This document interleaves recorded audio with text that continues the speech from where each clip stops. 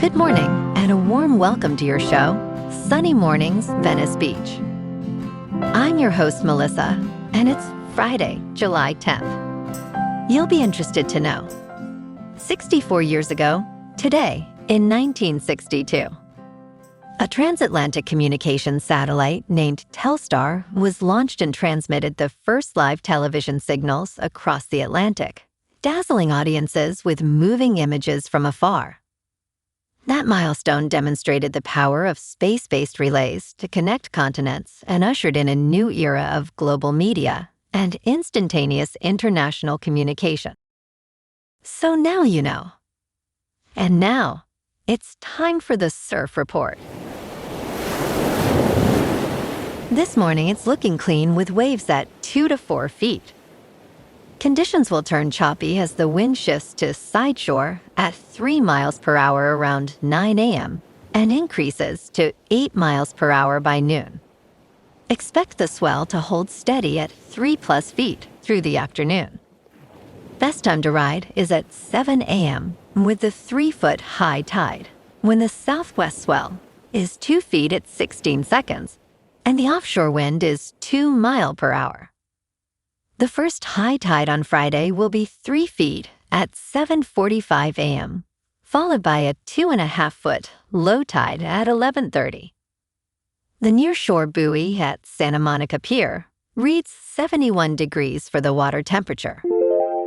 Conditions are clean with 3+ foot waves on Saturday, ideal for catching some fun rides.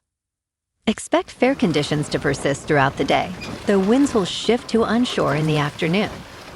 Sunday sees a steady 3+ foot swell with clean conditions early, making it the standout day before a slight decline into Monday with 2 to 3+ foot waves. This morning, there's patchy fog, and it feels like 69 degrees with 5 mile per hour wind. The sunset will take place at 8:07, and it will rise again tomorrow at 5:51. It looks like we're in for some patchy fog early today, clearing by mid-morning, followed by partly sunny skies, with a high near 74 and a light south breeze around 8 miles per hour. If you're inland, it will hit a high of 76. Tonight, expect more patchy fog after 11, with mostly cloudy skies, a low around 65, and a calm south-southeast breeze around 6 miles per hour. Looking ahead in the weather. Saturday will start with patchy fog before 5 p.m., then stay cloudy with a high near 73 and a south-southeast breeze up to 10 miles per hour. Sunday and Monday are mainly partly sunny, with highs near 72 and nights in the upper 60s around 67 to 68. By Tuesday, expect mostly sunny skies with highs near 74 and overnight lows around 70. Bonjour, food enthusiasts. This podcast is brought to you by Versailles Cafe and Pastries in Angelenos. Nestled on El Camino Real South, just north of Encinitas Boulevard, this cafe is a haven for culinary delights. Indulge in their amazing Eggs Benedict or their gluten-free crepes. You can grab a panini for lunch or just breeze on through to get your morning coffee. They are open every day from 8 to 5. So stop on by and don't forget to tell them Sunny Morning sent you. In local news, Los Angeles housing officials report that they have successfully averted a potential crisis that could have threatened thousands of families with homelessness by the start of 2027. During the COVID-19 pandemic, many low-income Angelenos utilized federally funded emergency housing vouchers to secure housing, with over 4,300 households currently relying on these vouchers. With increased federal funding and improved local budgets, all emergency housing voucher holders will transition to the traditional Housing Choice Voucher Program, which is widely known as Section 8, easing concerns for many families.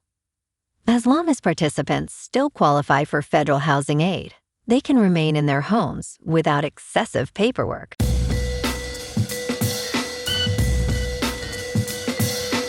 Now on to sports. Spain coach Luis de la Fuente stressed that he is not thinking about a potential World Cup semifinal against France, while they still have a quarterfinal clash against Belgium on Friday. He stated, "We are not thinking about anything other than Belgium. If we win, then we will speak about France. But as professionals, I can guarantee that we are completely focused on tomorrow's game." De La Fuente acknowledged that France booked a spot in the semifinals after a 2-0 win over Morocco.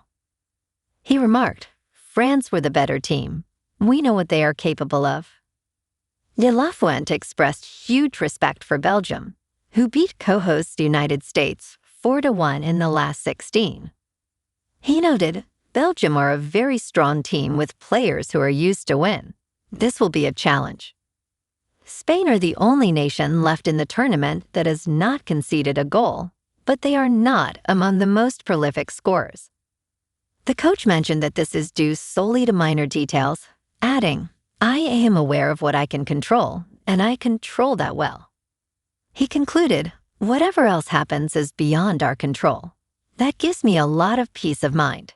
It is one thing to be nervous. It is another to be afraid." In local sports, the Dodgers bounced back from a midweek stumble, beating Colorado 4-3 Wednesday night to take the series at Dodger Stadium. Roki Sasaki was stellar through 6 innings, striking out 5 while allowing just 3 runs on a pair of homers.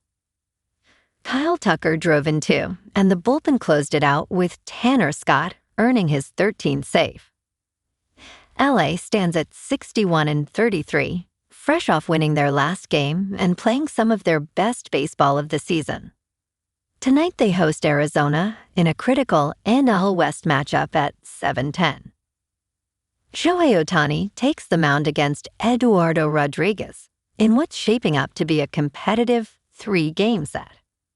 The defending champs are 7-3 over their last 10 and looking to extend their winning ways. Meanwhile, there's some noise about Dave Roberts' future. Mookie Betts is publicly backing the manager and wants him to stick around through 2032, when Betts retires at 40.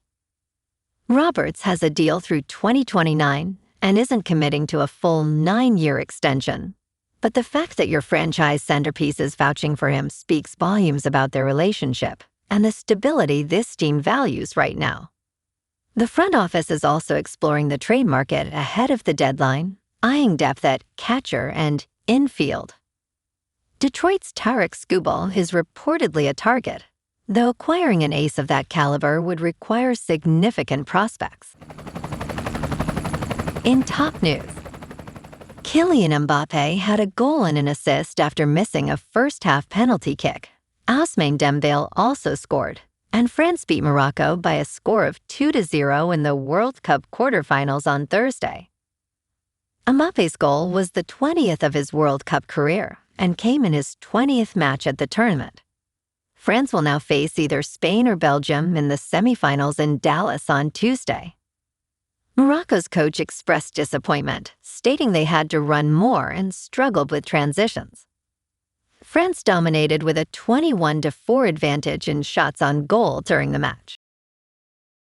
In business news, Taco Bell is reportedly pulling produce from some stores. Here's what to know. Food safety issues were more problematic for the industry prior to the outbreak of COVID-19, TD Cowen analysts stated, as social media now keeps consumers' attention spans short. An outbreak of cyclosporiasis, a parasite-caused illness with symptoms including explosive diarrhea, has sickened more than 1,000 people in Michigan. Currently, Taco Bell is pulling some menu ingredients from a handful of restaurants in the area. It remains unclear whether there is a connection between the two, but an analyst suggests that the impact on Taco Bell and its parent company Yum Brands would likely be limited if a link exists.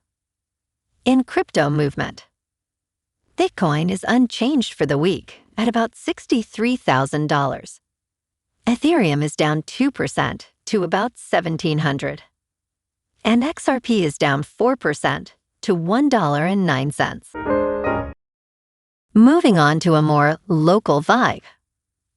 In our community spotlight on health and wellness, we are working with a national Pilates studio to bring you some free classes, so listen up.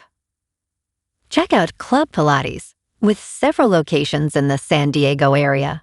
Pilates presents a comprehensive wellness approach, cultivating strength, reducing tension, and elevating mental well-being. Scientific research affirms its benefits.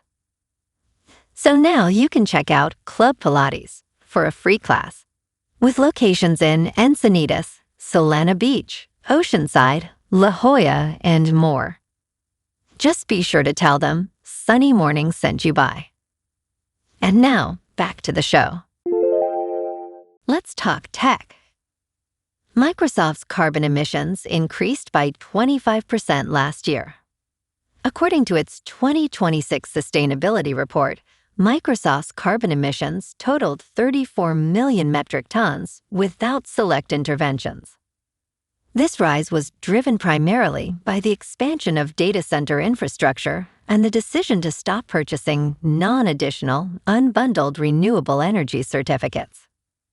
The report acknowledges that sustainability solutions are not keeping up with the demands of artificial intelligence.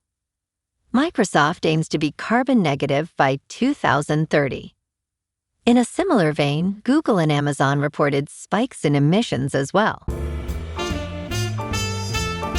And in entertainment news, Taylor Sheridan's Empire is under attack from Paramount's new spy thriller series, which is back with a significantly more positive reception this season.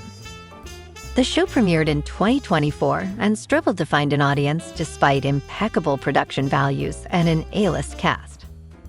However, the second season, which premiered on June 21st, has been branded as a Paramount Plus original, taking on Sheridan's blockbusters head-on. The critically acclaimed series, titled The Agency, stars Michael Fassbender and received a 92% score on Rotten Tomatoes for its second season. It currently ranks fourth on the global Paramount Plus leaderboard, behind Dutton Ranch, South Park, and Yellowstone. Well, alrighty folks, it's time for the quote of the day. And today, our quote comes from the American journalist and author, Walter Lippmann. And he said, "The news and the truth are not the same thing." And that's a wrap for this morning. You can check out our Instagram, YouTube, and TikTok for some captivating aerial videos with local news and the surf reports. Have an amazing day, my good friends. We'll see you tomorrow with another episode of Sunny Mornings Venice Beach.